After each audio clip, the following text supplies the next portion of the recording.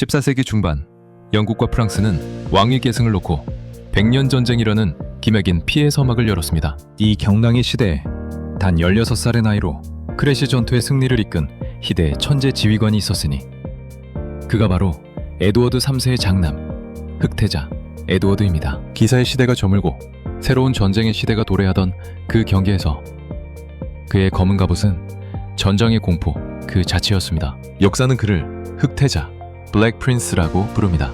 하지만 그가 왜 검은색으로 불리게 되었는지는 아무도 확신하지 못합니다. 그가 입었던 칠흑 같은 갑옷 때문이었을까요? 아니면 그가 지나간 자리에 남겨진 잔혹한 파괴 때문이었을까요? 왕좌를 눈앞에 두고 쓰러져간 이 불운한 천재 전술가의 삶 속으로 들어가 보겠습니다. 자, 그럼 이 전설적인 인물의 별명부터 파헤쳐볼까요? 그의 정식 이름은 에드워드 3세의 장남, 즉 왕위 계승자 에드워드였어요. 그런데 어째서 흑태자라는 섬뜩하면서도 멋진 이름으로 불리게 되었을까요? 사실 이 별명은 그가 죽은 후에 붙여졌는데 그 기원은 아직도 미스터리랍니다. 가장 유력한 가설은 두 가지인데요. 첫째, 그가 검은색 갑옷과 방패를 즐겨 착용했기 때문이라는 이야기. 어때요? 왠지 카리스마 넘치지 않나요? 둘째, 프랑스인들에게 보여준 너무나도 잔혹한 명성 때문에 붙여졌다는 설도 있어요. 으스스하죠. 과연 그는 기사도의 화신이었을까요? 아니면 무자비한 정복자였을까요? 오늘 저와 함께 그 진실을 찾아 떠나볼까요? 이 흑태자의 이야기는 100년 전쟁이라는 거대한 역사적 배경 속에서 펼쳐집니다. 대체 무엇 때문에 100년이나 싸웠을까요? 핵심은 바로 세 가지였습니다. 첫째, 프랑스 안에 있던 영국의 영토, 즉 아키텐과 가스코뉴 지역을 누가 차지할 것인가 하는 영토 문제. 마치 내 땅 싸움 같았죠. 둘째, 영국의 에드워드 3세가 프랑스 왕위까지 욕심냈던 왕위 계승 문제. 욕심이 참 끝이 없죠. 셋째, 플랑드르 지방의 양모 무역을 둘러싼 경제적인 패권 다툼까지. 돈 문제까지 얽히니 싸움이 안 날 수가 없겠죠. 이 세 가지 불꽃이 활활 타오르며 100년 전쟁의 서막을 열었답니다. 1346년 프랑스 크레시에서 한 역사적인 전투가 벌어집니다. 이때 우리 흑태자 에드워드는 고작 16살의 나이로 영국군 우익 선봉대를 지휘하는 엄청난 임무를 맡게 돼요. 전투가 한창 치열해지자 아들이 위험에 빠진 것을 본 아버지 에드워드 3세에게 지원 요청이 쇄도합니다. 하지만 아버지는 단호하게 말합니다. 아이가 스스로 공을 세우게 하라. 정말 대단한 믿음이자 담대한 결정이었죠. 이 전투에서 영국 장궁병들이 프랑스 중무장 기사들을 격파하며 전술의 혁명을 일으키는데 어린 왕자는 이 영광스러운 순간의 한가운데 서 있었습니다. 전설의 서막이 활짝 열린 순간이었죠. 그로부터 10년 뒤인 1356년 푸아티에 전투에서 또 한 번 기적같은 승리를 거둡니다. 압도적인 수의 프랑스군을 격파하고 심지어 프랑스 국왕 장 2세까지 생포하는 대업을 달성하죠.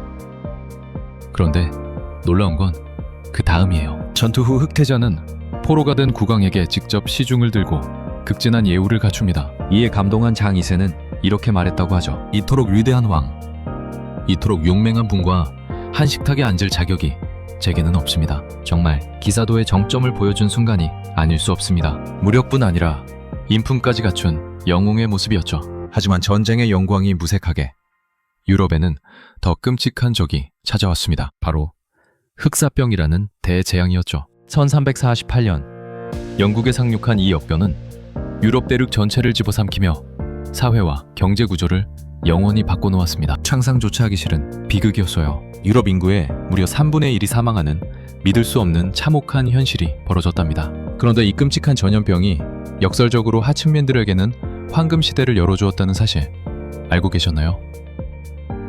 급격한 인구 감소는 심각한 노동력 부족을 불러왔고 살아남은 농민들은 전례 없는 교섭력을 가지게 됩니다. 그들은 더 높은 임금과 더 나은 조건을 요구하기 시작했고 이때부터 낡은 봉건 질서에는 서서히 균열이 가기 시작했죠. 마치 억눌렸던 힘이 분출되는 듯한 격동의 시대가 도래한 것입니다. 하지만 기득권층은 이러한 변화를 가만히 보고 있을 리 없댔죠.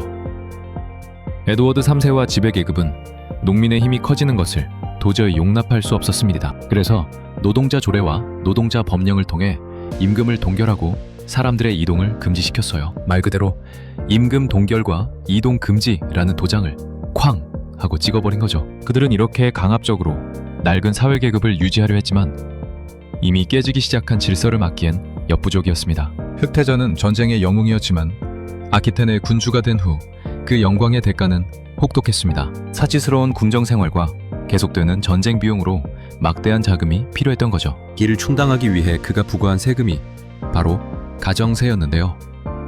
이 세금은 귀족과 평민 모두의 거센 반발을 샀습니다. 결국 민심이 그를 등돌리게 만드는 결정적인 계기가 되고 말았죠. 영광 뒤에 숨겨진 어두운 그림자였습니다. 그의 삶은 빛나는 승리와 개인적인 비극이 늘 함께했습니다. 1367년 스페인 나헤라 전투에서 또 한 번 위대한 승리를 거두었지만 그 대가는 너무나 가혹했습니다. 동맹의 배신으로 막대한 빚을 떠안게 되었고 반란 직전의 군대, 그리고 그를 평생 괴롭힐 치명적인 질병, 바로 이지를 얻고 돌아오게 됩니다. 승리했지만 그의 손에 남은 것은 빛나는 전리품이 아니라 감당하기 어려운 빚과 온몸을 갉아먹는 질병뿐이었죠. 참으로 안타까운 운명이 아닐 수 없습니다. 그리고 1370년 그의 영웅적인 명성에 먹구름을 들이온 사건이 발생합니다. 바로 리모주 학살입니다. 리모주 씨가 그를 배신하자 병으로 가마에 실려 다니던 흑태자는 격분했습니다. 성벽이 무너진 후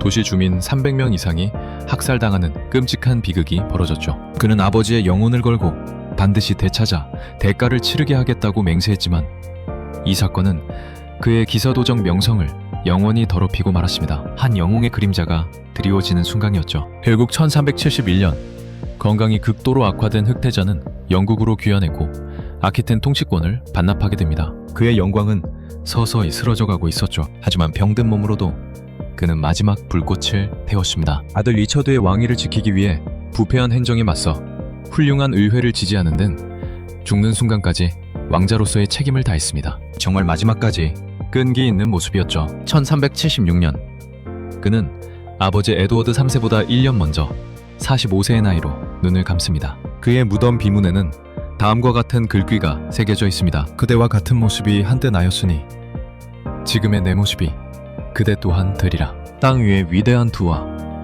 땅, 집, 보물, 말, 돈, 금을 가졌으나 이제 나는 비참한 포로 신세, 땅속 깊이 여기 누워있노라. 이 글귀는 메멘토 모리, 즉 죽음을 기억하라는 강력한 메시지를 우리에게 던져줍니다. 아무리 위대한 영웅이라 할지라도 죽음 앞에서는 모두가 평등하다는 사실을 일깨워주는 것이죠. 참으로 숙연해지는 순간입니다. 흑태자는 비록 왕이 되지는 못했지만 그가 살았던 격동의 시대는 유럽 역사에 지대한 영향을 미쳤습니다. 전쟁과 흑사병이라는 거대한 시련 속에서 봉건주의는 약화되었고 새로운 시대가 열렸죠. 영국은 대륙에 대한 야망을 버리고 섬나라로서의 정체성을 확립하게 되었고 프랑스는 외세에 맞서 싸우며 강력한 중앙집권적 국민국가의 기틀을 마련했습니다. 기사 계급은 몰락하고 우리가 아는 근대 국가의 특징들이 이때부터 나타나기 시작한 것이죠. 여러분, 나는 섬긴다라는 뜻의 라틴어